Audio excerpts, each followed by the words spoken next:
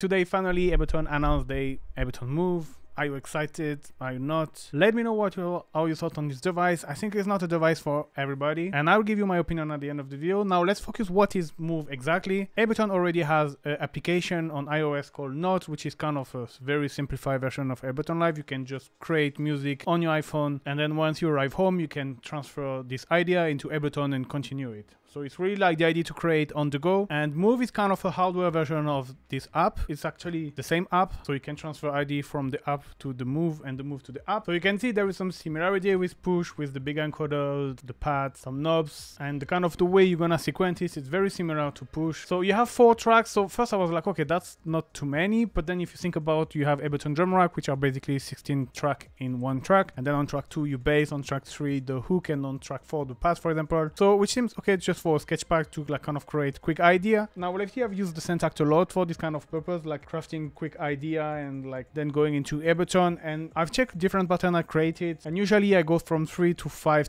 melodic track, like synth track. So I'm a little bit like concerned that it might be a little bit not enough. Now you can kind of counter this because you have a resampling function, so you can for example create a bass line and then you can resample this bass line and load it into the drum rack, so that saves you a track. Now also if you have a bass line which is not too complicated, you could just like sample a one shot, then put the one shot into the drum rack, and there is this new function where you can have a melody sampler where you can actually play different pitch of this sample inside the drum rack. Now in terms of sound, I talk about the drum rack, but basically the idea of this Groovebox is to have like kind of preset and to be able to quickly select a preset and then start creating music. Actually one of the cool features as well is that every time you start a new project, it is randomly loaded different preset already, so that can be interesting because that can lead you to use preset yet that you wouldn't have used initially maybe. Then for your track you kind of have 2 types of rack. You have the drum rack like I said with your 16 track, but you also have instrument rack where inside you will have either drift or wavetable, and then 2 effects that can be any of the classic reverb, delay, saturator. So yeah, I think it's great because it's the right balance between having enough but not too many as well. That's one of the things with this device I feel like is they kind of limit you, but in a good way, to kind of be more creative and don't get lost like you could get on the Push, for example. And another thing is that this machine is more preset oriented, like I mean like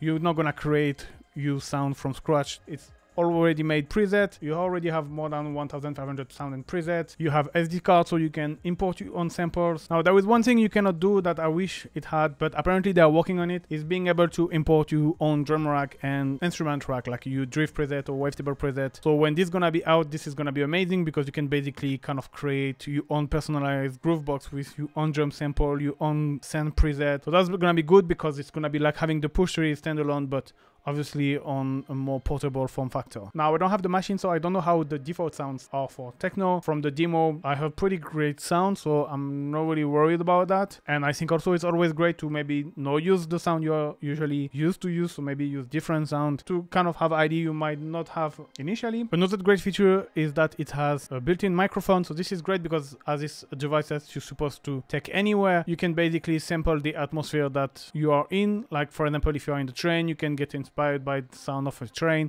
If you're in the middle of nowhere, you can get inspired by the nature. If you're in your living room, you might decide to take objects from your living room to just like kind of create percussive things. The other cool thing is that you can actually use it as a kind of a compact MIDI controller with the pads, the knob to control Ableton. This is great. Obviously, if you already have Push 3, it might be like kind of redundant. But now a few things I'm a bit concerned with. It's first, you see you have like 8 knobs to control parameters. You obviously don't know what parameters control what. So obviously as you use very similar device all the time like drift, wavetable, there is a chance that often the same knob will control the same parameter. For example, the first one will be the cutoff, the second one the resonance, so you can kind of quickly memorize it, I guess. But I don't know, I think this is a bit of a shame. It would have been nice to have just maybe like a little screen down to have writing down what it controls. I'm also questioning about sidechain. As techno music producer, I do sidechain a lot, so I don't really know how you could sidechain here. And also one thing which is very important for me when I create music or start to sketch some ideas is to be able to kind of jam a little bit, muting and muting, controlling volumes. And so I know it's not meant for that. I know that I'm not expecting this machine to do all, but there's some limitation that can be a bit annoying maybe and to consider. Now there is probably other